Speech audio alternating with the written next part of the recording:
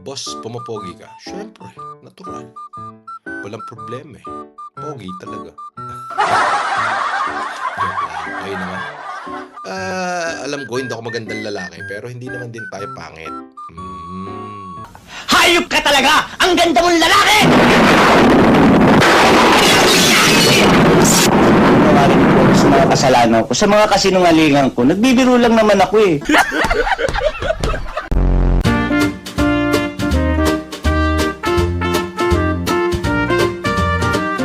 Boss, napakaganda ng ngiti mo. Wow! Totoo. Siyempre, sino ba hindi gaganda ng ngiti pinagpapala tayo ng Diyos. Talaga? Sabi ni Hansi Radas, boss, pa-shout out to our newly gas station. Antigas TT. Thank you. Buisit.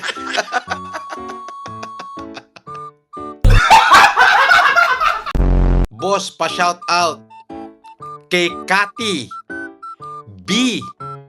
Latko. Solid food. Kato. Cathy, tapos middle initial B, tapos yung apelyido L-A-T-C-H-O. Binasa ko. Shoutout daw kay Cathy B. Latko. Solid. Alang iya ka. Nadali mo ko ron. Cathy B. Latko. Solid. Walang iya kayo.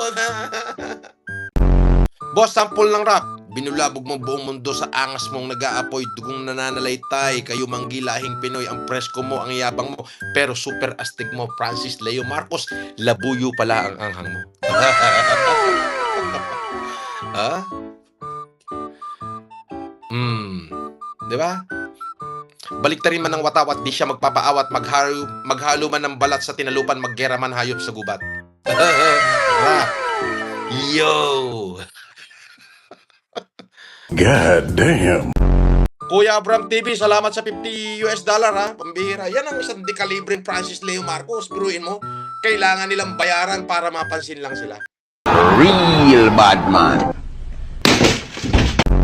Pa-shout out po ako kay Tom Sawyer from England. Diba?